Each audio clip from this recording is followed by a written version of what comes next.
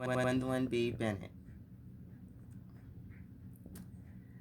Gwendolyn Bennett was born July 8, 1902, was an American poet, writer, artist, and journalist who was a strong influence for African American women's rights during the Harlem Renaissance.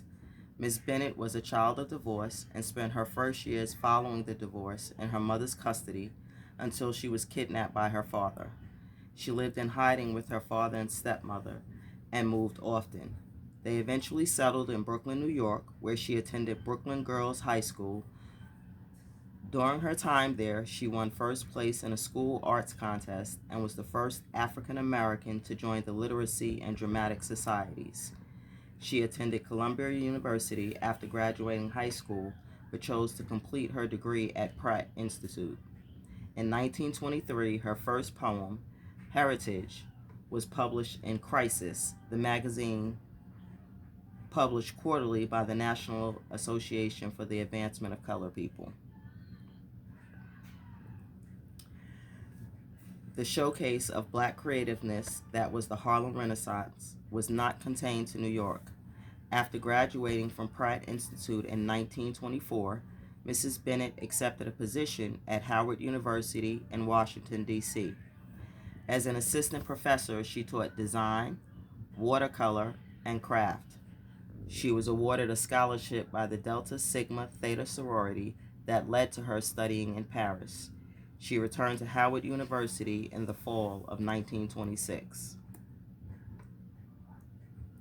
In 1926, she became an assistant editor at Opportunity, Journal of Negro Life, more commonly called Opportunity, a magazine associated with the Harlem Renaissance that was published from 1923 through 1949. She was also the writer of Ebony Flute, a column regularly featured in Opportunity. Ms. Bennett was an instructor at the Harlem Community Arts Center, which was a part of the Works Project administration.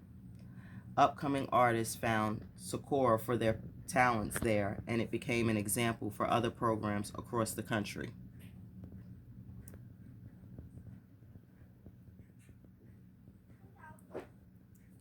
In 1938, the House Committee on Un-American Activities was created to investigate supposed disloyal and subversive activities of both private and public citizens or organizations suspected of fascist or communist links.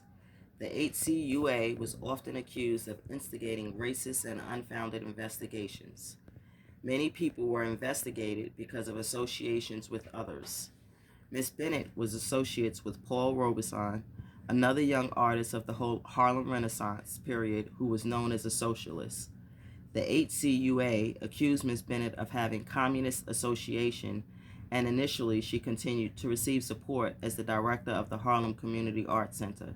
However, she was eventually suspended as director and forced to leave the position. In 1943, Ms. Bennett was a founding member and became director of the Carver Washington School. The school was primarily geared towards blacks in Harlem and offered a broad selection of courses and workshops such as English, composition, anthropology, and music, amongst others. The school was an alternative for black students who either could not meet the academic or financial requirements of other Harlem schools.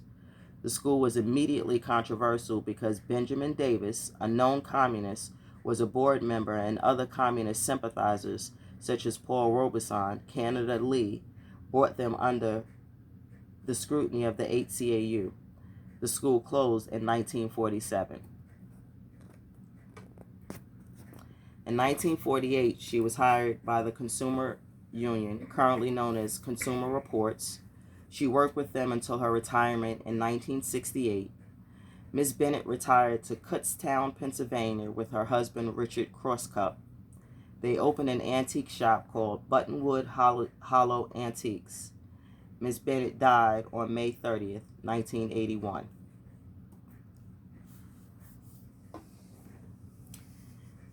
The Wedding Day is a short story written by Mrs. Bennett in 1926.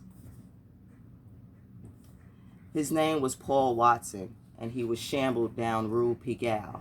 He might have been any other Negro of enormous height and size, but as I have said, his name was Paul Watson. Passing him on the street, you might not have known or cared who he was, but any one of the residents about the great Montmartre district of Paris could have told you who he was, as well as many interesting bits of his personal history. He had come to Paris in the days before colored jazz bands were in style. Back home, he had been a prize fighter.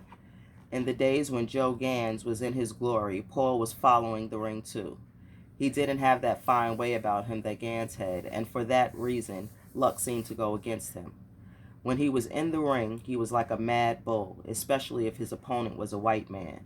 In those days, there wasn't any sympathy or nicety about the ring, and so pretty soon all the ringmasters got down on Paul, and he found it pretty hard to get about with anyone. Then it was that he worked his way across the Atlantic Ocean on Big Liner in the days before colored jazz bands were in the style in Paris.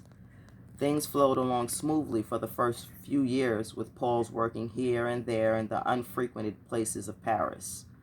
On the side, he used to give boxing lessons to aspiring youths or gymnastic young women. At the time, he was working so steadily that he had little chance to find out what was going on around Paris. Pretty soon, however, he grew to be known among the trainers and managers, and they began to fix up bouts for him. After one or two successful bouts, a little fame began to come into being for him. So it was that, after one of the prize fights, a colored fellow came to his dressing room to congratulate him on his success, as well as invite him to go to Montmartre to meet the boys. Paul had a way about him and seemed to get on with the colored fellows who lived in Montmartre, and when the first Negro jazz band played in a tiny Parisian cafe, Paul was among them playing the banjo. Those first years were without event, so far as Paul was concerned. The members of that first band often say now that they wonder how it was that nothing happened during those first 7 years, for it was generally known how great Paul's hatred for American white people. I suppose the tranquility in the light of what happened afterwards was due to the fact that the care in which they worked was one in which mostly French people drank and danced, and then, too, that was before there were so many Americans visiting Paris. However, everyone had heard Paul speak of his intense hatred of American white folks. It only took 2 Benedictines to make him start talking about what he would do to the first Yank that called him nigger. But the 7 years came to an end, and Paul Watson went to work in a larger cafe with a larger band patronized almost solely by Americans. I've heard almost every Negro in Montmartre tell about the night that a drunken Kentuckian came into the cafe where Paul was playing and said, "Look here, brother, what y'all doing over here? None your business. And look at here, I ain't your brother, see? Jack, do you hear that nigga talking like that to me?" As he said this, he turned to speak to his companion. I have often wished that I had been there to have seen the thing happen myself. Every tale I have heard about it was different, and yet there was something of truth in each of them.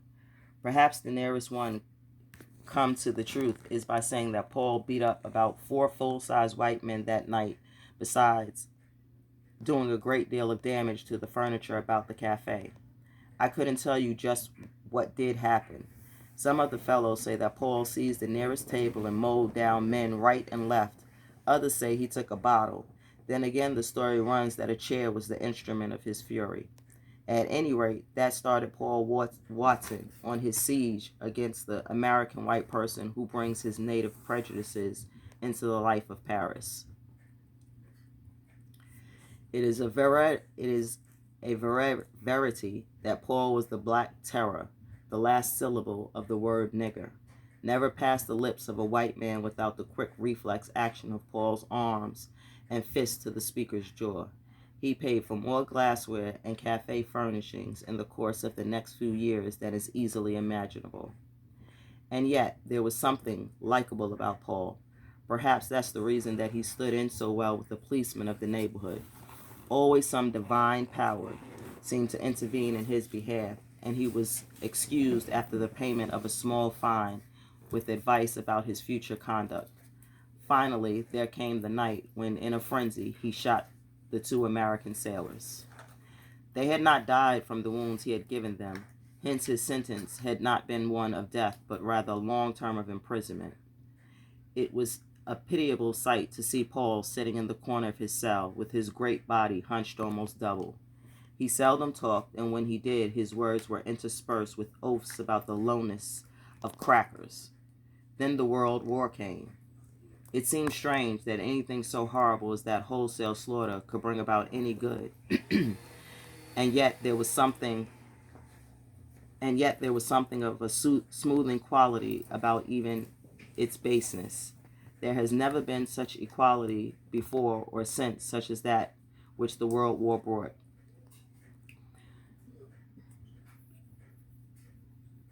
Rich men fought by the side of paupers, poets swapped yarns, and were dry goods salesmen, while Jews and Christians ate corned beef out the same tin. Along with the general leveling influence came France's pardon of her prisoners in order that they might enter the army. Paul Watson became free and a French soldier. Because he was strong and had innate daring in his heart, he was placed in the aerial squad and cited many times for his bravery. The close of the war gave him his place in French society as a hero. With only a memory of the war and an ugly scar on his left cheek, he took up his old life. His firm resolutions about American white people still remained intact, and many chance encounters that followed the war are told from lip to lip, proving that the war and his previous imprisonment had changed him little. He was the same Paul Watson to Montmartre as he shambled up Rue Pigalle. Rue Pigalle, in the early evening, has a somber, beauty gray, as are most Paris streets, and otherworldish. To those who know the district, it is the Harlem of Paris, and Rue Pigalle is its dusky 7th Avenue. Most of the colored musicians that furnish Parisians and their visitors with entertainment live somewhere in the neighborhood of Rue Pigalle. Sometime during every day, each of these musicians